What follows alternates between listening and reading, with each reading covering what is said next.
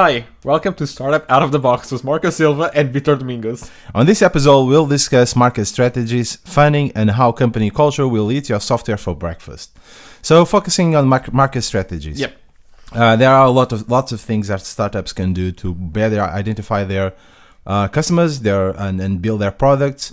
You're currently working on a startup. Yep. How do you actually try to figure out what's the best product to your customers, first of all, and how should you should attack the market, and where should you put your eggs into specific markets or specific actions to go to market?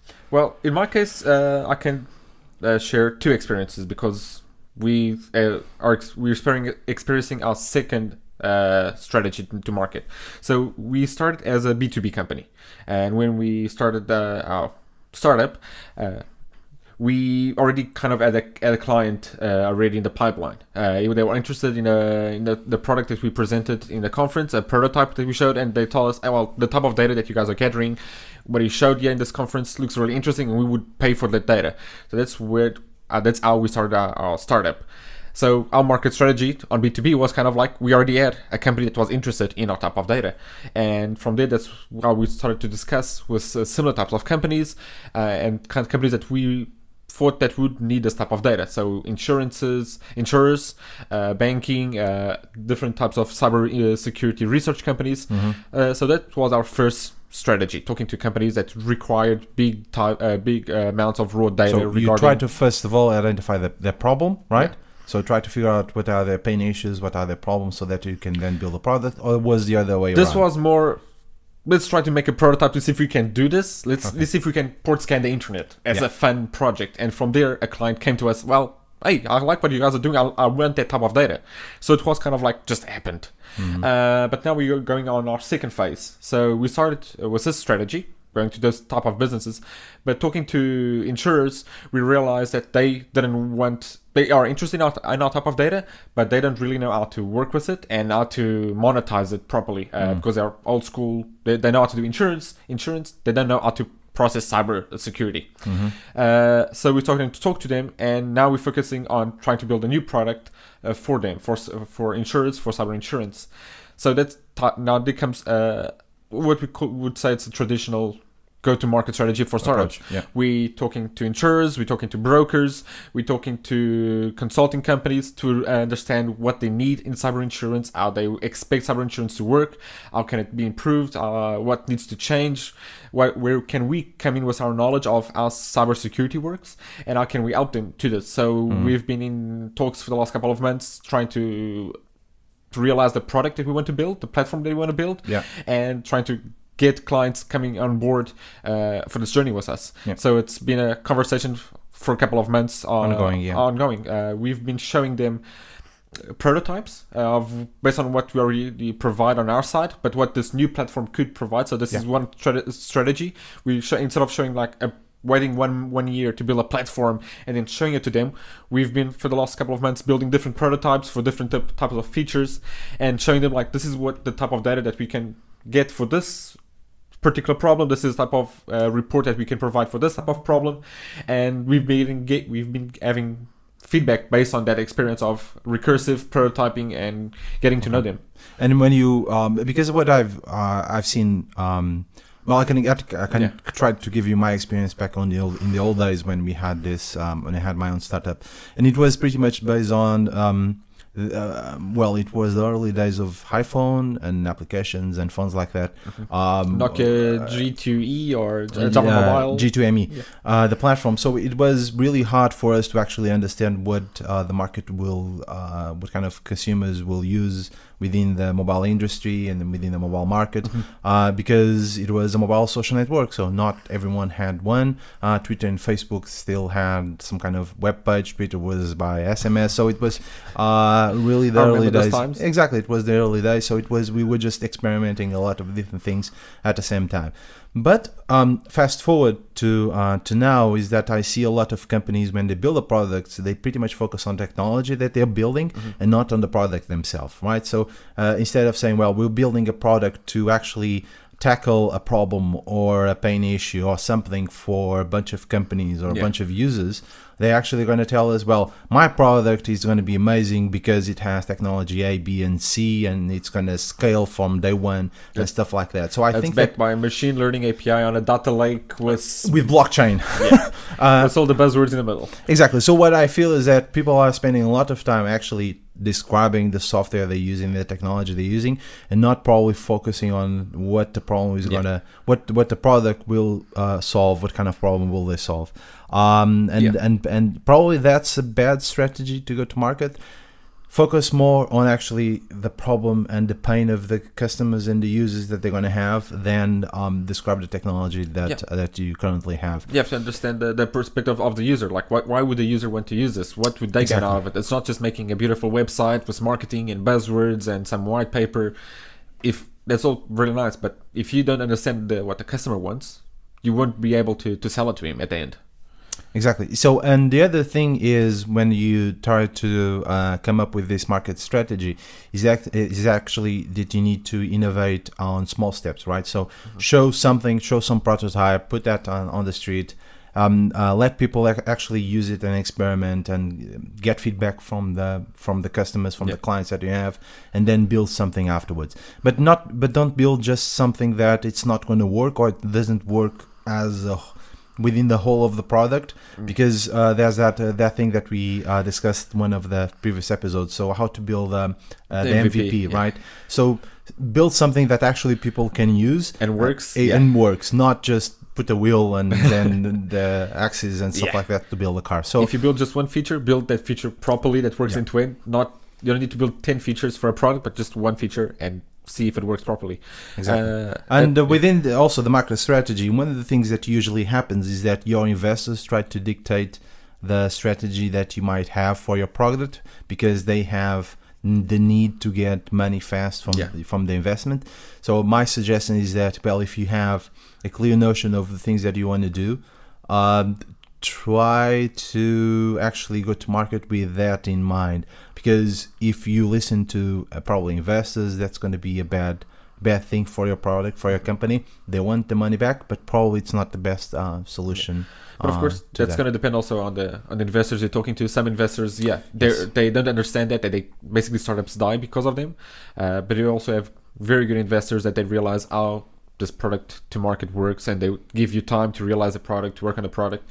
And that's important. So it's also when you're talking to investors, make sure that you understand, well, you see that their mentality is aligned with yours and how to bring this product before you sign a piece of paper, or else you're going to be screwed big time. It's not just the employees that you bring to the company, but also the investors that you bring on.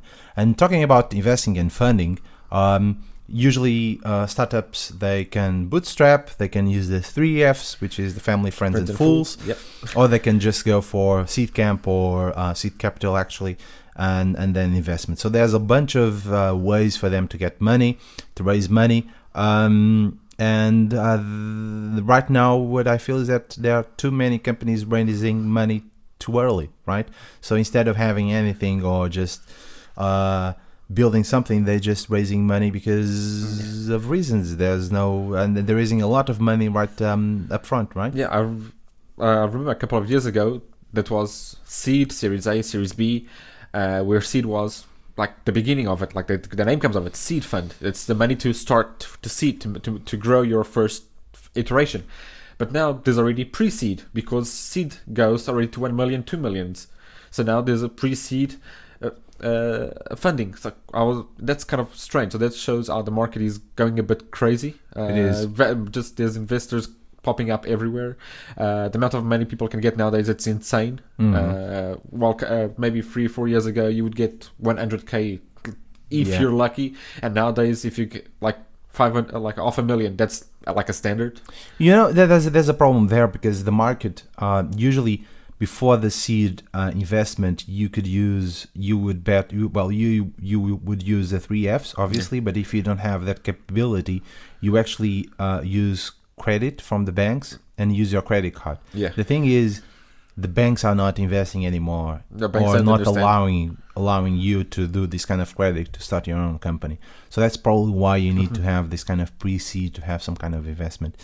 But on the other hand, and going to the article that we're going to share afterwards, is that Sam Altman, so one of the president of Y Combinator, is that exactly the Y Combinator, one of the first companies doing the seed investment. Yes, accelerator. they're accelerator. Yeah. Exactly. They give you nowadays, I think it's 100 or 200k in exchange for 10% of your company, or something like that. A few years ago, it was 7%, and it was or 75 or 25k. Yeah, I don't know. So, bottom line, he thinks that companies are raising too much money early on. And he thinks that they should actually either bootstrap or use the 3Fs or use another kind of strategy. What do you think about this? There's a lot of companies doing this in your kind of view. Yeah, I think some companies, if they would just spend just 2 or 3 months more without investment to realize the product, they would get a better deal out of it. Because then maybe they would have some more clients before they get the investment. They would understand the product a bit better before getting investment, so it would avoid them getting the investment and then 3 months later they have to pivot again. So I think give it some time before you sign the investment money until you have some idea. Okay, there's nothing sure in the world, but at least get some idea that what you're doing is exactly what you think you're building. Exactly. And the interesting part of this article is because Sam Altman mentions this not about startups in general, but he talks about this regarding also startups from Y Combinator. So he says at the end of the 3 months process, at the demo day, some of the startups that leave Y Combinator shouldn't raise money. They shouldn't deserve it yet. So it's interesting that he's not talking about the general, but also about his own house. So that's an interesting critic to his own ecosystem that he's building. Yeah. Well, usually when you take money from investors, there comes a bunch of problems with that, right? So you need to achieve goals, you need to have growth, you need to deliver something, and probably you don't have that flexibility to actually be creative and do things that you want to do, and tackle the problems that your startup, your product wants to solve. And you have always this pressure of actually building something and put something in the market, unless you can go for an ICO, right? So no pressure on you with that. You can get kind of free money, right? And then just disappear. That's what's going on. Yeah. So there's one thing of doing with the funding, and the last theme that we have for today is culture eats software for breakfast, lunch, and dinner. Exactly. That's another article. It is. It's another article that says that the culture that you have in your company, it's going to eat the software that you're going to use it. So it pretty much defines the software and the technology that you're going to use it.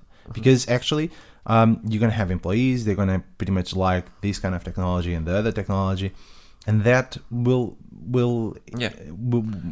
that kind of culture that you have within the company will pretty much eat the things that you're trying to build, right? If you have a really bad culture in the company where people are leaving, always hiring new people, or just because you have people that don't care about your product or care about the environment, the quality that you will have won't be good. You won't have a good product at the end. You won't have a product that it's really resolving issues for customers, because if the employees in your company don't care about their company, then they won't care about the product, they won't care about your clients. So if your culture is completely broken, there's nothing that's going to save your company at the end. You can get all the VC money you want, but if the culture there it's dead, the product is dead. It is, and also the article talks about integration that you can have, kind of scalability, right? Because if you, let's say that if you want to start using DevOps tools, right, and your culture within the company, actually it's not towards DevOps, so it doesn't matter what silos, kind of software. It doesn't matter what kind of software that you're going to use, because it's not going to work at the end. Or if you want to scale and you're picking about and you want to do a lot of automation, but your employees actually think that it's better for them to do things manually, then it's not going to work. So what the article tries to explain is that usually culture, the company culture will define the kind of software that you're going to use afterwards, and you can change the software, but it's more interesting for the company to change the culture so that everyone can work. And it's harder. It is, and you already talked about culture on one of the previous episodes, especially about the gender within the company and stuff like that. So it's really hard to do that, to achieve that. And that's pretty much it that we have, right? Yeah, today it's a short episode today. Yeah, next week we're going to do something a bit with more time, with more subjects. Yeah. This was Startup Out of the Box. Yep, that's it. See you next week. Cheers, bye.